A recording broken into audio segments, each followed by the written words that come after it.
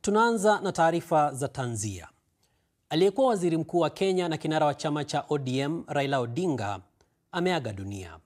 Kulingana na taarifa iliyowasilishwa na Rais William Ruto mapema leo, Raila alifariki alipokuwa akipokea matibabu katika hospitali ya Deva Mater iliyopo mjini Kerala nchini India.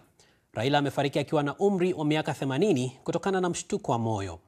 Kwa sasa, kama unavyoona katika picha hizi kutoka India, mwili wake umetayarishwa kwa maandalizi ya kurejeshwa nchini Kenya. Ujumbe wa watu 30 unaoongozwa na mkuu wa mawaziri Musalia Mudavadi umeondoka Kenya kwenda India kupokea mwili huo. Nchini Kenya, taarifa za kifo chake zimepokelewa kwa huzuni kubwa. Wafuasi wake walijitokeza barabarani kumwomboleza kiongozi ambaye walimfahamu kama baba na mtetezi wa wanyonge. Kiongozi huyo aliwania urais mara 5 lakini hakufanikiwa. Rais William Ruto ametangaza siku 7 za maombolezi na kuamrisha bendera ya taifa kupeperushwa nusu mlingoti katika ofisi zote za serikali. It is with deep sorrow that I inform the nation of the passing on. Kwa huzuni kubwa sana tunaomboleza kifo cha Raila Amolo Odinga, aliyekuwa waziri mkuu wa Kenya, mzalendo, mpiganaji wa haki aliongoza mageuzi yaliyoleta uhuru. Alikuwa sauti ya wanyonge. Imani na ujasiri wake vilihamasisha vizazi vingi, na mawazo yake yalichochea pakubwa mkondo wa historia yetu. Kenya na Afrika wanaomboleza mpiganaji jasiri wa uhuru, na jina la Raila Amolo Odinga litasalia daima katika nchi hii kwa kujitolea kwake kutetea sheria kwa miongo kadhaa. Kwa heshima ya Raila Odinga na mchango wake mkubwa nchini, natangaza kipindi cha siku 7 cha maombolezo, wakati ambapo bendera zote zitapepea nusu mlingoti nchini Kenya na vile vile ulimwenguni kama ishara ya heshima. Sasa, kiongozi huyo wa upinzani wa siku nyingi nchini Kenya, Raila Odinga, alikuwa akipokea matibabu nchini India alikopata mshtuko wa moyo. Hii ni kulingana na hospitali alikokuwa katika eneo la Keraha nchini humo. Picha hizi za mapema leo za kutoka hospitali Deva Mater Kerala ni za baada ya kufariki kwake. Madaktari hospitali humo walieleza hali ilivyokuwa.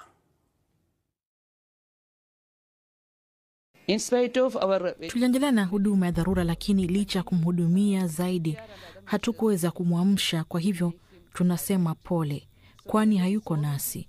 Pole kwa familia na Wakenya kwa jumla. Condolence and prayers for his family and for the Kenyan people.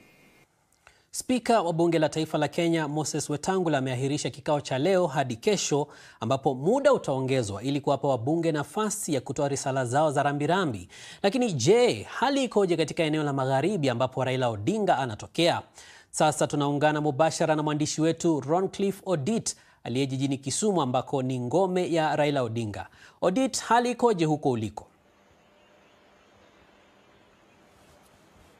Asante sana Peter Mwangangi. Hapa jijini Kisumu, kama ulivyotaja, ndio ngome yenyewe ya Raila Odinga. Ni mahali ambapo kwa muda mrefu wengi wamejivunia, wamempenda, wamemenzi Raila Odinga kama baba, kama kiongozi, na wengi hapa kumuona kama mtu wa maana sana katika maisha yao. Sasa tangu habari hizi zilipojulikana asubuhi, kumekuwa na biwi la simanzi. Lakini kando na hivyo, kumekuwa pia na pilka za kawaida za jamii ya Waluo ambao ndio wanaotokea eneo hili la Kisumu na Nyanza kwa ujumla nchini Kenya, ambao huwa na tamaduni zao za kumenzi mtu mwenye hadhi ya juu kama Raila Odinga wakati anapofariki. Mchana nilipowasili hapa, hali ilikuwa kama ninavyosimulia. Nyuso za huzuni, majonzi, biwi la simanzi. Hayo ndio yanayokaribisha hapa Kisumu, katika eneo ambalo kwa miaka mingi limekuwa himaya ya kisiasa ya aliyekuwa waziri mkuu Raila Odinga. Wakazi wa hapa Kisumu bado hawajakubali kilichotokea. Wengi wao bado wanachukua muda kukubali ukweli kwamba Raila Amolo Odinga hayupo tena pamoja nao. Niko na uchungu mwingi, sizi danganya. Huyu mzai amenimaliza, sizi danganya. Huyo ni baba wetu. Bila yeye hatujui Kenya itaenda wapi. Na siasa za demokrasia, siasa zote za Kenya ni baba. Uweze ukaongelea siasa ya Kenya kabla hujamuita jina ya baba. Very sad indeed. Ni huzuni kweli. Sijawahi kulia machozi, lakini kwa kifo cha Raila kwa mara ya kwanza nimetoa machozi. Naiomba jamii yangu ya Wajaluo na Wakenya kwa ujumla kumuombeleza Raila kwa amani, sana sana vijana. Our young men. Kwa kawaida eneo hili la katikati mwa mji wa Kisumu huwa na pilka nyingi sana, biashara nyingi, maduka, hoteli, wafanyabiashara, lakini leo mambo ni tofauti kabisa. Yote yamefunga, na hii ni kwa sababu ya heshima walionayo kwa kiongozi wa muda mrefu wa kisiasa ambaye hii ilikuwa ngome yake ya kisiasa, Raila Amolo Odinga. Na bado tunaye Roncliffe Odit. Je, hali iko vipi nyumbani kwa Raila huko Bondo? Sawia tu na eneo lingine lolote la msiba, Mwangangi, Bondo nyumbani kwa Amolo Odinga kuna majonzi. Wengi wa wananchi, tena kulingana na tamaduni za jamii ya Wajaluo, wameshafika pale na watakesha pale, watakaa pale hadi siku atakapozikwa. Wageni wamefurika katika boma lake la Opoda Farm, wengi wakiwa wanamuomboleza, wanamenzi. Kuna baadhi ambao wako pale walikuwa wanamjua kama mtu binafsi na alikuwa amegusa maisha yao kwa njia moja au nyingine. Kwa hivyo wako pale wakiwa wamejumuika na familia, ndugu, jamaa na marafiki kuomboleza kifo cha Raila Amolo Odinga. Na je, mmesikia nini kuhusu mipango ya mazishi? Jioni hii muda mfupi uliopita, Mwangangi, naibu rais wa Kenya Kindiki Kithure amehutubia taifa akiwa pamoja na kaka mkubwa wa Raila Amolo Odinga, Oburu Oginga, na kuliambia taifa kwamba kulingana na taratibu walizokubaliana na familia Odinga, mwili wake utasafirishwa leo usiku, utawasili Kenya kesho asubuhi kama saa 2:30 hivi asubuhi. Saa 4 mwili huo utaelekea katika chumba cha kuhifadhia maiti cha Lee Funeral Home jijini Nairobi, ambapo viongozi wakiongozwa na rais wa Kenya William Ruto watakuwa pale kuupokea mwili ule uwanja wa ndege na kupeleka Lee Funeral Home. Saa 6 mchana mwili wa Odinga utapelekwa katika bunge la taifa nchini Kenya, ambapo viongozi watafika pale kutoa heshima zao, na kati ya saa 6 na saa 11 jioni wananchi wa tabaka mbalimbali pia wataruhusiwa kuweza kutoa heshima zao za mwisho. Siku ya Ijumaa kutakuwa na hafla ya kitaifa ya kumwaga Raila Amolo Odinga katika uwanja wa kitaifa wa Moi jijini Nairobi.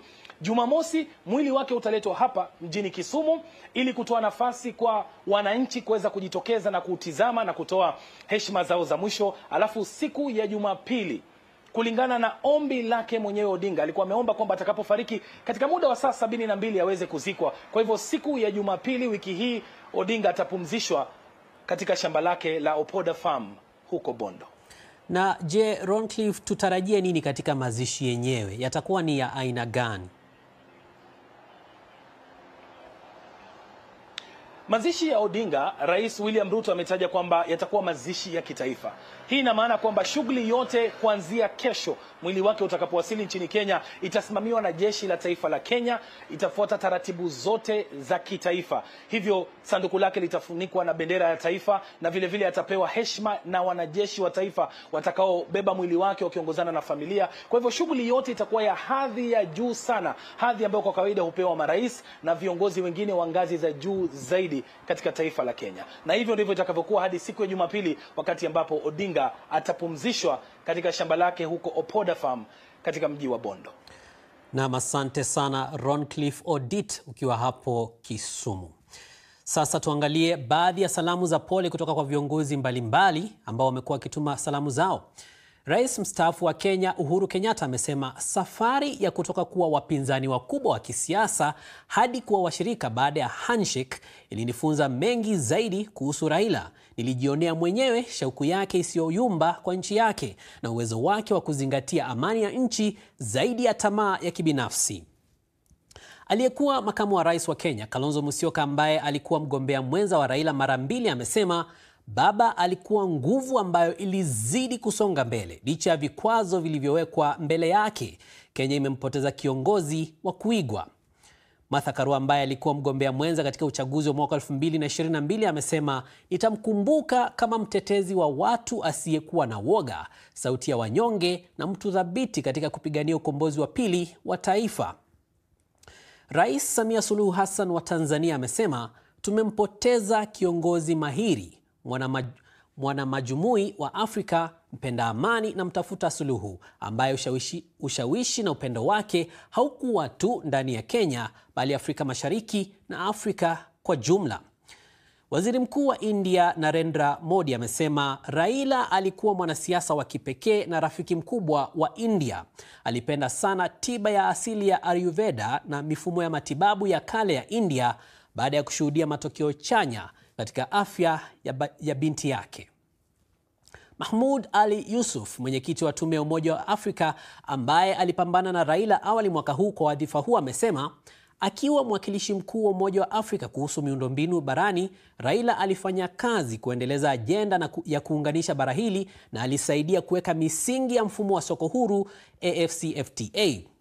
Veronica Nduva ambaye ni katibu mkuu wa Jumuiya ya Afrika Mashariki amesema Odinga alipigania utangamano, miundombinu na maendeleo ya pamoja. Imani yake kwamba nguvu ya Afrika iko katika umoja wake iliambatana na maono ya EAC.